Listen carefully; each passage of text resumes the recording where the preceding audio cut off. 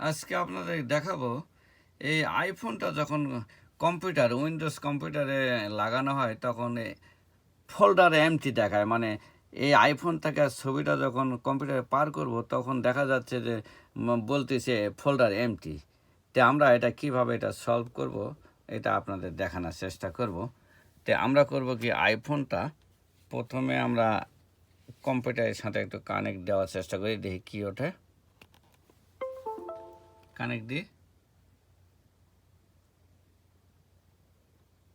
এই যে দেখেন কম্পিউটারে দেখেন এই যে দেখা যাচ্ছে কম্পিউটারে হলো স্ক্রিনটা একটু বড় করে দেখি, লেখা দেখা যাচ্ছে দিস ফোল্ডার ইজ এমটি, মানে কিছু নাই ফোল্ডারে।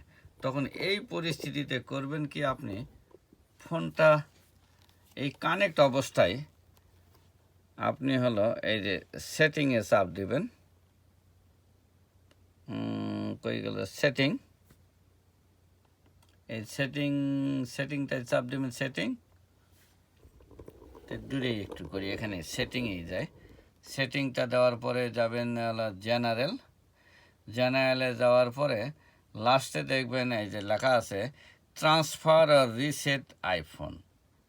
এখানে চাপ দেবেন, দেওয়ার পর তারপর দেবেন হলো রিসেট দেওয়ার পর দেখেন রিসেট লোকেশান অ্যান্ড প্রাইভেসি, এটাতে চাপ দেবেন। দেওয়ার পরে আপনার ফোন পিন কোডটা চাবে ফোনের 1978 ফোনের স্ক্রিন কোড দেওয়ার পরে দেখেন লেখা হচ্ছে রিসেট দিয়ে ফেললেন, হয়ে গেল। পারলে আরেকবার এই যে রিসেট দিলেন, যখন দেখেন এই যে দেওয়ার সাথে সাথে স্ক্রিনে চলে আসলো, দেখছেন এই যে এটা দেখেন, এটা দেওয়ার পর এইটা হলো ইজি পদ্ধতি। এভাবে করলে আপনার ফোনের সব কনফিগারেশনগুলা কম্পিউটারে এসে গেল। তো এইভাবে এটা করে। তো দেখা যাক এই যে রিসেটে চাপ দিবেন, আরেকবার দেখায় একটু জেনারেলে যাবেন। জেনারেলে যাওয়ার পরে ট্রান্সফার রিসেট দেওয়ার পরে রিসেট লোকেশন দেওয়ার পরে আপনার পিন কোড ফোনেরটা দিলেন 1978 দেওয়ার পরে এই রিসেটটা এলো। রিসেটটা আসার পরে আপনি দিলেন, হয়ে গেল।